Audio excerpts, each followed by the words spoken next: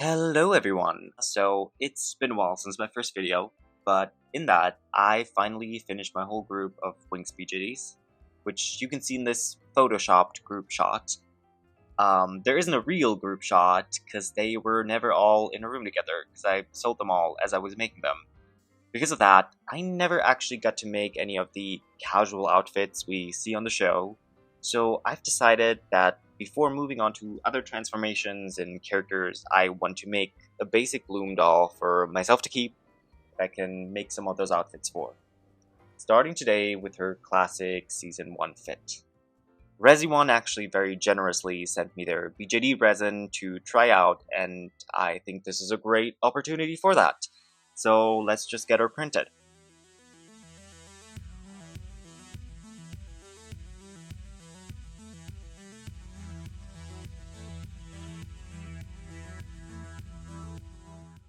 The biggest difference in the Resi1 BJD resin is that these parts do not scratch the way normal ABS-like resin prints do.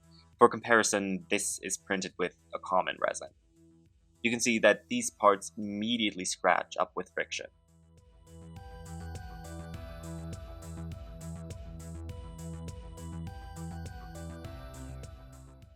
Despite being scratch resistant, the parts were actually very easy to sand, which I was sort of worried about. Once all the parts were sanded, I give them all a layer of sealant and then just string them together.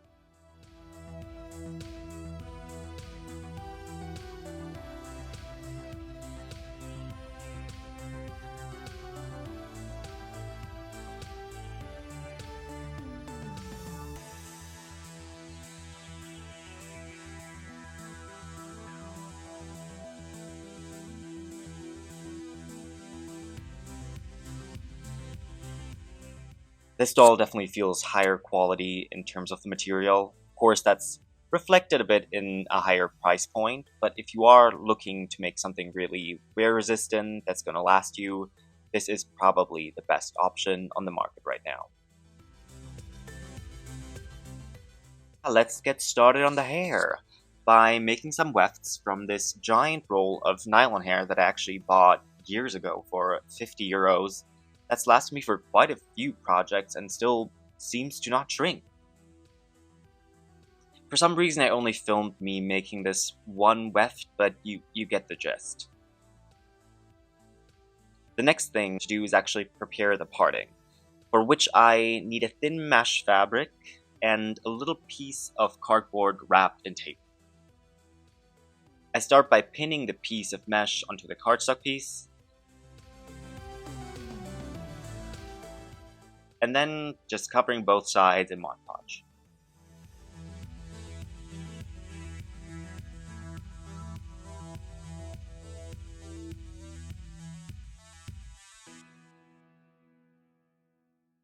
Once that is dry, I remove the pins and mark how long I need the part to be. And then glue a first layer of wefts upwards. And then another on top, and I do that on both sides.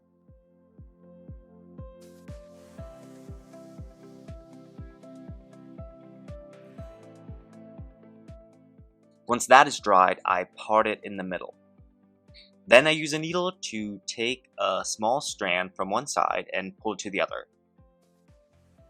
And then I do the same thing the other way around.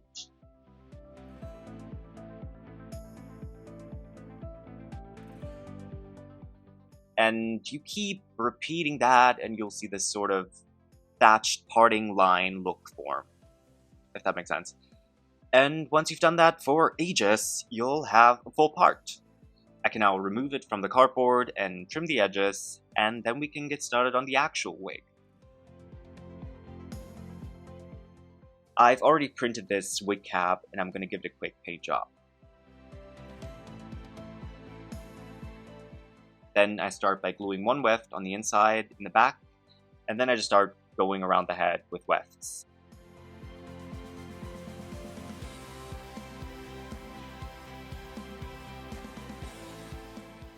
I also glue down her little bang piece. And once we are at this stage, I put on the prepared parting and press it flat.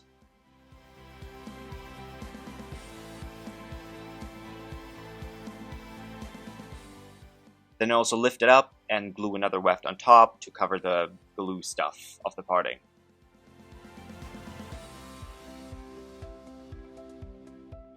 She looks like the girl from the ring here, so let's style her hair. I start by parting her bangs and trimming them.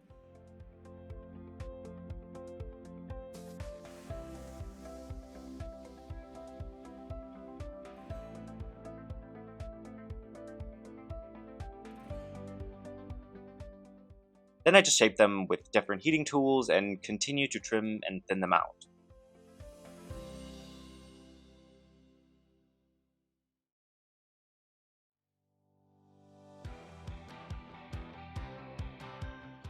Once I'm happy with that shape, I start shortening the back of her hair and thinning the ends out for a more natural look.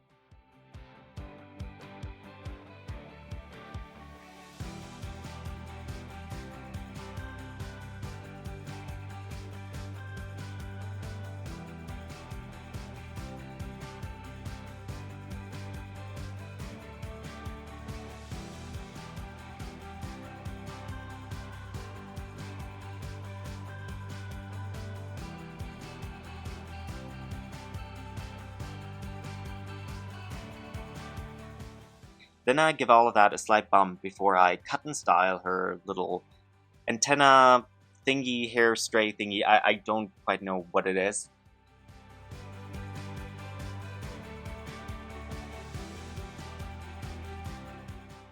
And that's the wig done. So let's move on to the clothes. I've already taped this mannequin to get the patterns, so now I just draw on where I want the seams to be. And then I just cut the parts off and transfer them to paper.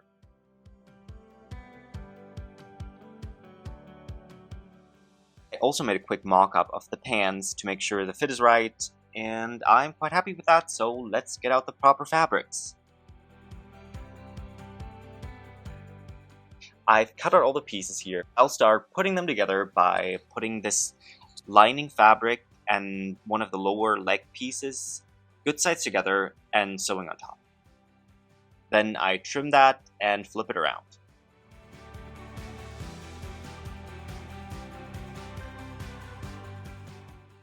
I do that for all 4 lower leg pieces.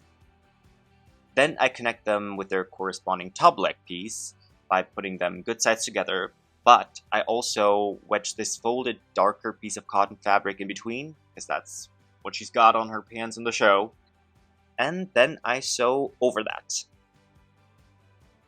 Once flipped and pressed, we're left with this, which I repeat for the other 3 pairs, before also top stitching over that line. Then I also sew the darts of the back pieces, and connect the front parts at the crotch. And then sew the back parts and the front at the outside, good sides together.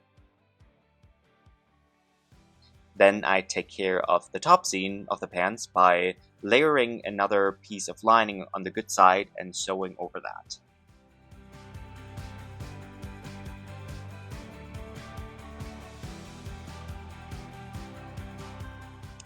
Then flipping it and top stitching over that, as well as the bottom flares.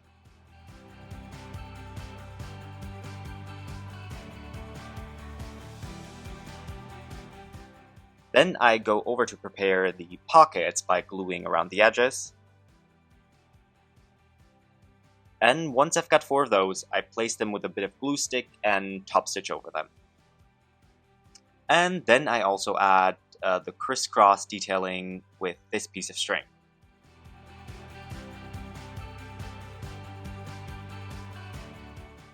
I kind of struggled making this work, but ultimately I just used this tool to make sort of big holes and guided the string through with my hand.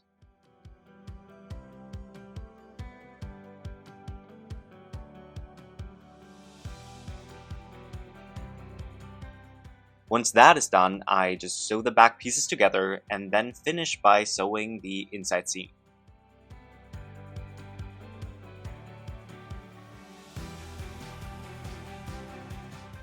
Of course, the pants are still missing the star detailing. I already prepared a vector file for those and cut them out with my Cricut, so now I just have to place them and iron them on.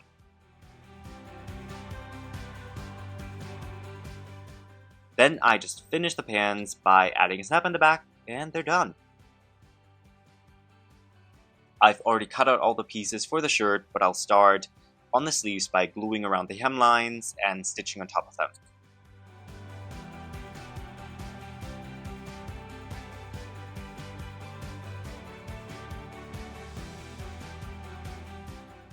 I also sew the darts. Then I just put together all the light blue pieces and already hemmed them in the back. I also prepared these piping pieces and first sew on the bottom part. Then I have to install the sleeves and also sandwich the piping between that, I was kind of struggling with this. And after doing that, I actually tried it on, and the fit was really bad, and the middle seam kept like slipping down, and it was honestly kind of unnecessary to begin with because the fabric is so stretchy. So I just scrapped this and repatterned it, and yeah. Which leads us to this, which I think looks a lot better. The piping on the shoulders is still a bit bulky, but that's just what happens when you layer this many fabrics on top of each other. But now, all I have to do is sew on the turtleneck, and then I just flip it over and glue it, because that's what looks the most neat.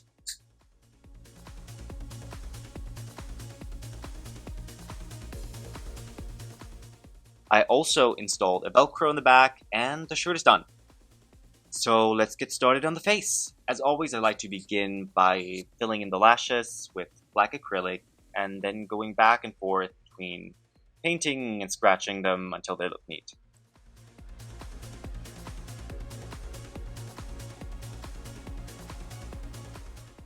Once I'm happy with that, I sketch in the rest of the face with pencils and pastels.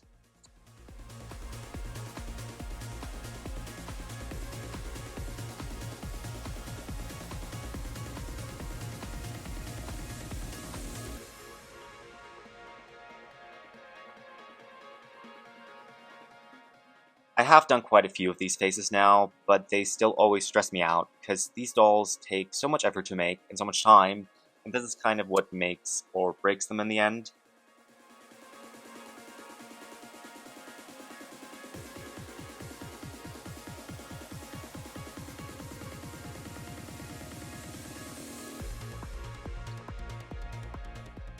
Once I'm happy with how the sketch looks, I fill in everything with acrylics.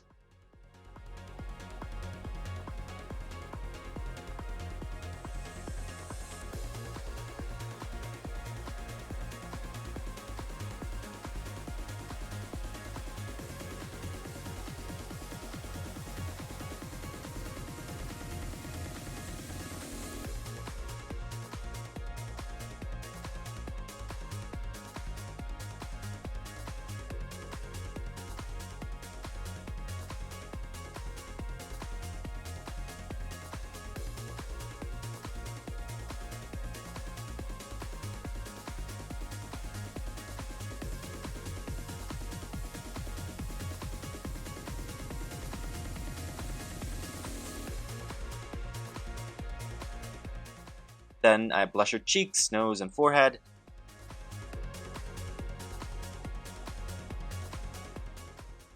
And apply some glitter. I also give her some light eyeshadow, and then just continue adding shadows and highlights all over the face.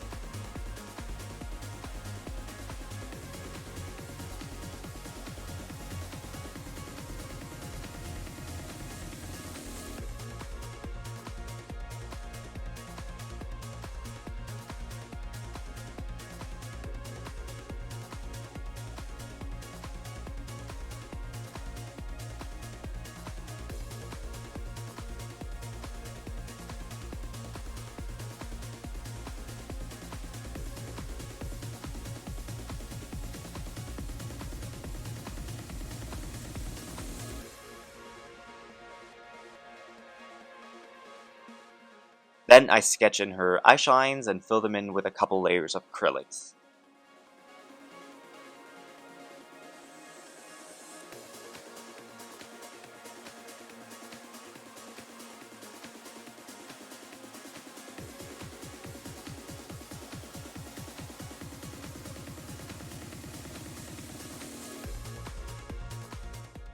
Now just a bit of gloss on the eyes and the lips, and the face is done.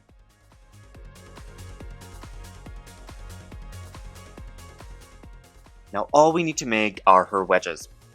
I already printed the bases and give them a quick paint job as well as a spray with a matte sealant. Then I take a stretchy fabric and glue around the edges.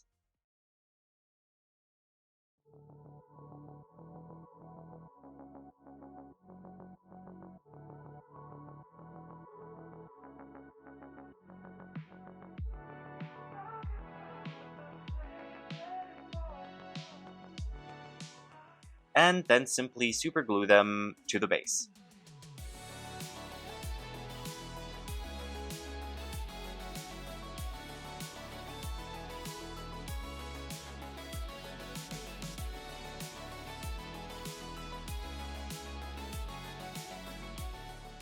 And with that, we are done.